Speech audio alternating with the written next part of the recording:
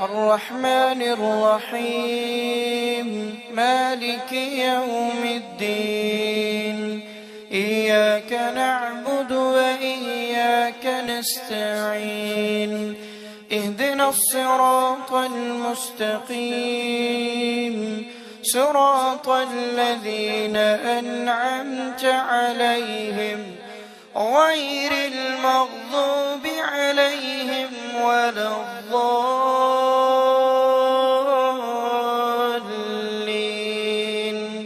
آمين. والمحصنات من النساء إلا ما ملكت أيمانكم كتاب الله عليكم وأحل لكم ما وراء ذلكم أن تبتغوا بأموالكم محصنين غير مسافحين فما استمتعتم به منهن فآتوهن أجورهن فريضة ولا جناح عليكم فيما تراضيتم به من بعد الفريضة إن الله كان عليما حكيما.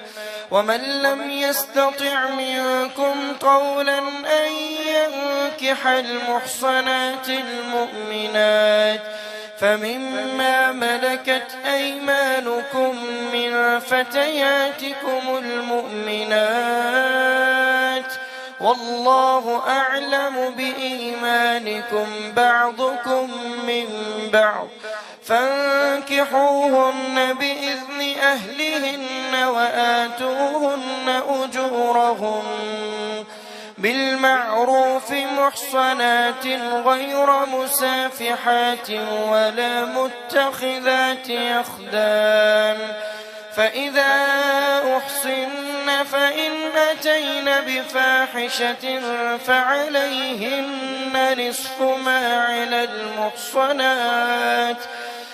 ما على المحصنات من العذاب ذلك لمن خشي العنة منكم وأن تصبروا خير لكم والله غفور رحيم.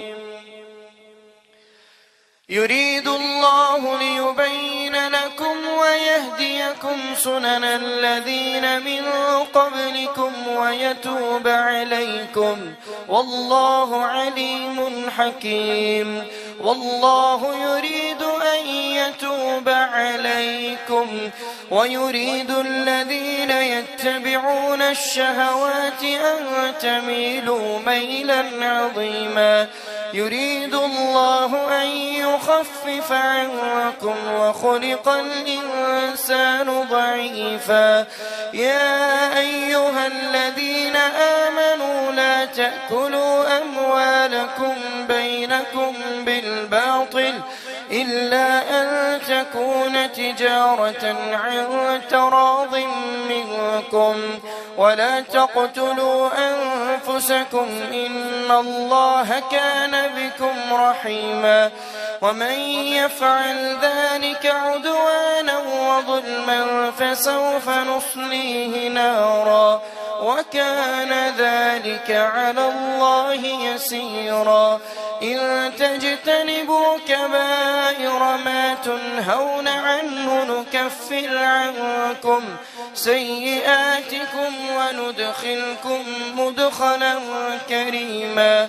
ولا تتمنوا ما فضل الله به بعضكم على بعض للرجال نصيب مما اكتسبوا وللنساء نصيب مما اكتسبن واسألوا الله من فضله إن الله كان بكل شيء عليما.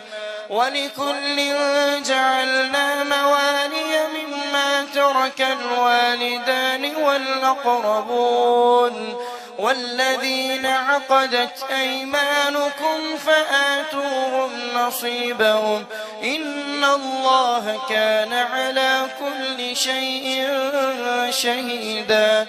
الرجال قوامون النساء بما فضل الله بعضهم على بعض وبما أنفقوا من أموالهم فالصالحات قانتات حافظات للغيب بما حفظ الله واللاتي تخافون نشوزهن فعظوهن واهجروهن